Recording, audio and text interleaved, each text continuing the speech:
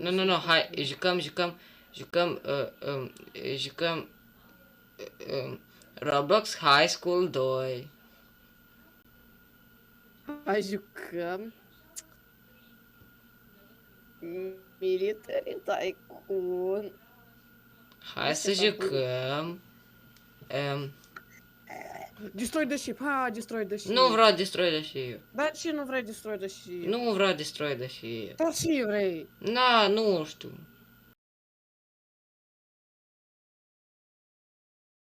Jocul ăsta era, am uitat cum, dar nu e asta ca tare.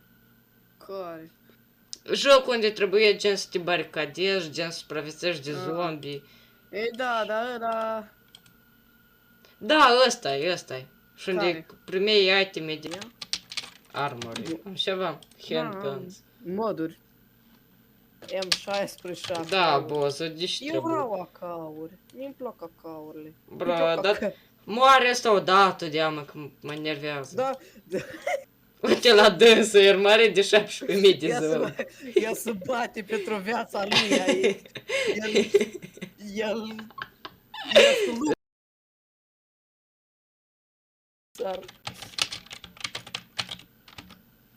nici unul. Da, iar le liberă. Să ce voi primesc bani că să creadă Roblox că am zis gen ceva greșit. Da. Am și parcă văd că mă uit și văd că am primit bani 7 zile. Dai bani, dai blog, dai report. Report Da. for Dă-i da și eu report. cheating, exploiting.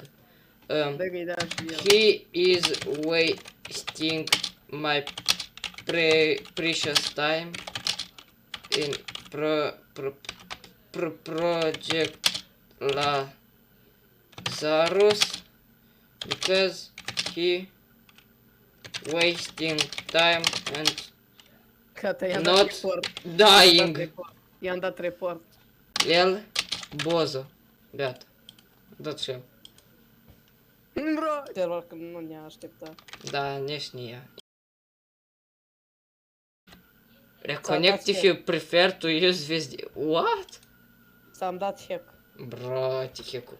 Log banned for. Bro. Ia, ce să dă. Mie tot ne-o dat! Ți-a dat? Da! Bro, dar și cu joc ăsta așa prost. Sexual content. Testicule să dați balls! Bro, Dați balls! și asta. Chestia asta că mai am gen festival item dial ready. Dar eu am spus asta, ești fix am vorbit cu tine, că gen, îți închipui să creadă Roblox-ul că gen zic altceva și să dai bani. Da, tu refresh și ne arăta band format. Discriminatorii, cine?